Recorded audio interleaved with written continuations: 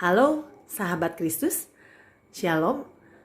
Seringkali ketika seseorang bersalah atau melakukan sebuah pelanggaran, maka orang-orang akan melihat lingkungan pergaulan dia.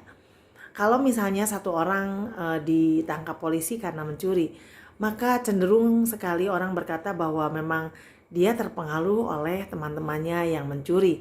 Jadi dia ikut-ikutan mencuri. Memang betul kadang-kadang pergaulan kita itu mempengaruhi apa yang kita lakukan atau apa yang kita kerjakan. Karena memang di dalam Alkitab juga dikatakan pergaulan yang buruk merusakkan kebiasaan yang baik dalam 1 Korintus pasal 15 ayat 33. Tetapi tidak semua orang bisa terpengaruh. Di dalam Kejadian pasal yang ke-6 ayat yang ke-5 dan seterusnya, saya akan bacakan hanya beberapa ayat saja.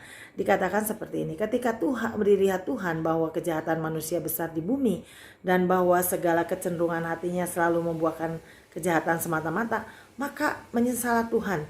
Berfirmanlah Tuhan, aku akan menghapuskan manusia yang telah kuciptakan di muka bumi ini. Bahkan semuanya akan dihapuskan, binatang-binatang semua akan dihapuskan, akan dilenyapkan. Karena manusia sangat jahat. Tetapi ada satu ayat yang menghibur. Dikatakan seperti ini ayat yang ke-8. Tetapi Nuh mendapat kasih karunia di mata Tuhan. Nuh hidup di tengah-tengah manusia yang sangat jahat, yang sangat bejat. Kelakuannya sangat bejat sampai Tuhan merasa sedih, merasa kecewa melihat perbuatan atau kelakuan manusia pada waktu itu. Tetapi Nuh mendapat kasih karunia Tuhan. Padahal Nuh hidup, bergaul, ada di dalam lingkungan itu. Dan Nuh tidak akan dimusnahkan oleh Tuhan. Karena dia memang mendapat kasih karunia dari Tuhan. Kenapa hal itu terjadi? Kalau kita lihat di ayat yang ke-9 dikatakan seperti ini. Nuh adalah seorang yang benar dan tidak bercela di antara orang-orang sejamannya. Dan Nuh hidup bergaul dengan Allah. Ternyata kuncinya adalah bergaul dengan Allah. Sama seperti Henoh. Walaupun usianya pendek, dia diangkat oleh Tuhan karena dia bergaul dengan Allah. Nuh mendapat kasih karunia. Nuh terpagari, terbentengi dari pengaruh-pengaruh dunia pada waktu itu, pengaruh-pengaruh kebejatan manusia, karena dia bergaul dengan Allah. Dia bukan hanya bergaul dengan Allah, tetapi dikatakan dia hidupnya saleh. Walaupun mungkin dia satu-satunya orang yang hidup saleh, yang hidup benar, tetapi Nuh tetap memegang kebenaran itu. Walaupun dia tinggal sendiri.